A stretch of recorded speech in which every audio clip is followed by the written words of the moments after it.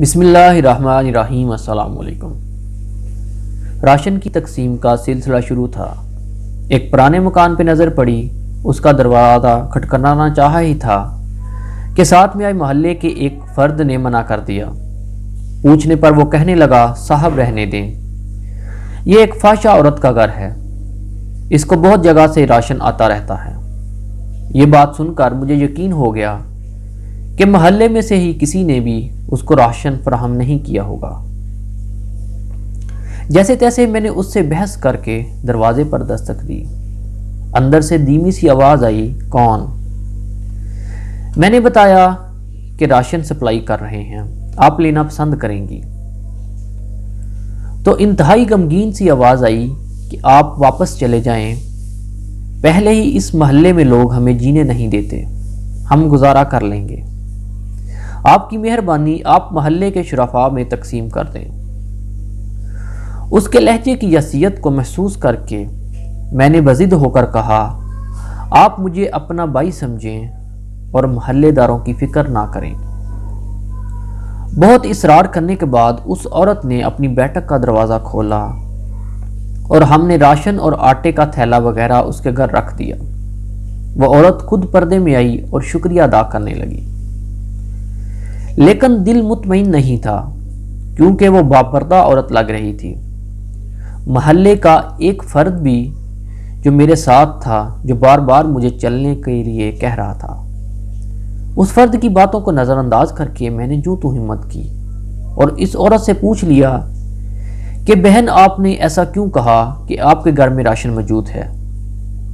کہنے لگی، بھائی گھر میں آلو پڑے ہیں جو پچھلے ایک ہفتے سے بنا کے کھا رہے ہیں، محلے میں سے کسی نے خبر تک نہیں لی، عورتیں میرے گھر میں نہیں آتی اب۔ میں نے پوچھا، ایسا کیوں ہے میری بہن؟ وہ بے کس عورت آنکھوں میں آنسو لیے بولی، میرے خامد کو وفات پائے 2 سال کا عرصہ ہو گیا ہے، اس وقت بہت حالات اچھے تھے، میرے 2 بچے ہیں، کچھ وقت ٹھیک گزرا، میرے والد میرے لیے جتنا کر سکتے تھے کرتے رہے، ان کی وفات کے بعد حالات خراب ہونا شروع ہو گئے، بچوں کا اور گھر کا نظام مشکل ہو گیا۔ ایک دن میرے خامد کا قریبی دوست کچھ عرصے بعد باہر سے آیا، اس نے مجھ سے بہت افسوس کیا اور مجھے کچھ پیسے دے کر چلا گیا۔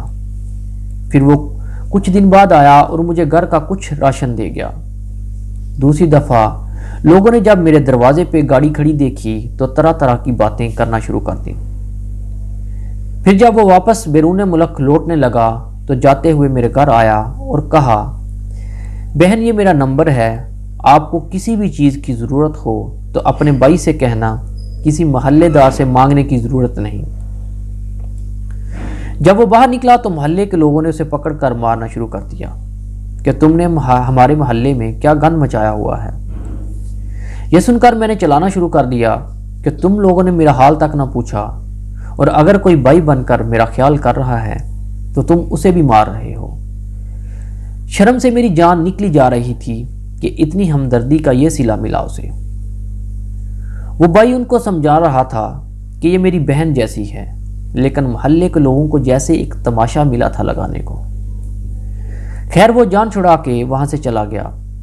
کچھ عرصہ تک مجھے اگر کبھی ضرورت ہوتی تو میں کال کر دیتی، شرمسار ہو کر ان کو، اور وہ مجھے بینک میں پیسے حسب ضرورت بھیجا دیتے۔ پچھلے 2 ماہ سے ان کو کال نہیں کی، اور پھر یہ کرونا وائرس کا مسئلہ ہو گیا تو سنا کہ ان بھائی کے ملک کے حالات زیادہ خراب ہیں۔ دوبارہ میری ہمت نہ ہوئی کہ کبھی ان کو کال کرنے کی۔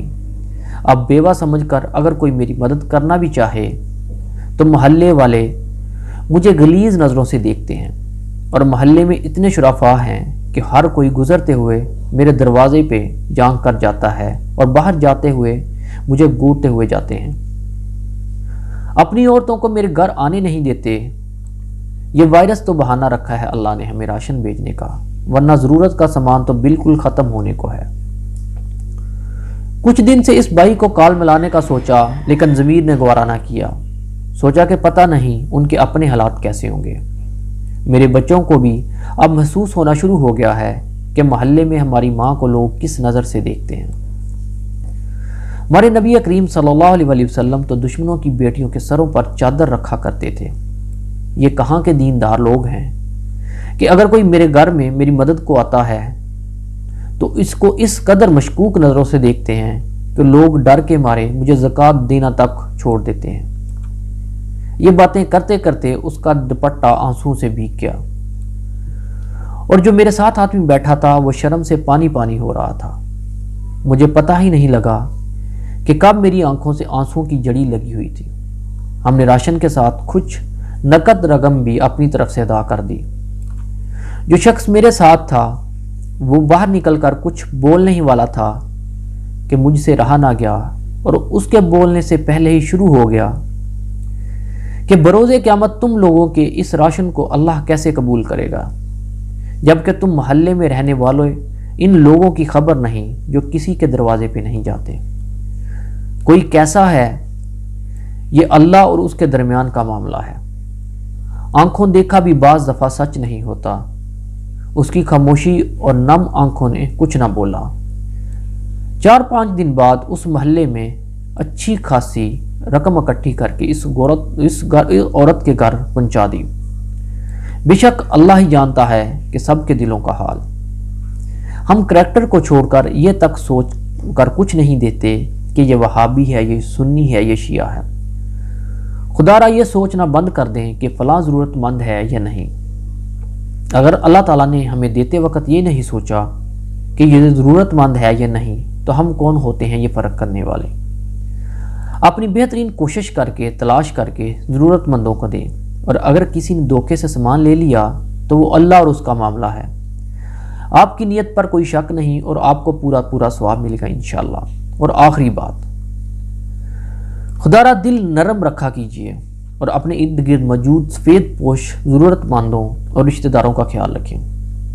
اس وقت کا انتظار نہ کریں جب کوئی عورت بچوں کی بھوک سے مجبور ہو کر گھر کی دہلیز سے باہر نکل کر ہاتھ پھیلائے اور معاشرے میں موجود ہمارے جیسے بیڑی ہے فقط چند نوالوں کی خاطر اس سے اس کا سب کچھ چھین لے۔ جزاک اللہ۔ دوستو، چلتے چلتے ہمیشہ کی طرح وہی ایک آخری بات عرض کرتا چلوں گا کہ اگر کبھی کوئی کول فیل واقعہ کہانی یا تحریر وغیرہ اچھی لگے تو اسے لازمی دوسروں کے ساتھ شیئر کریں، اور میرے چینل کو لازمی سبسکرائب کریں، اور ویڈیو اگر اچھی لگے تو لائک کریں۔ جزاک اللہ۔ احسن الجزا۔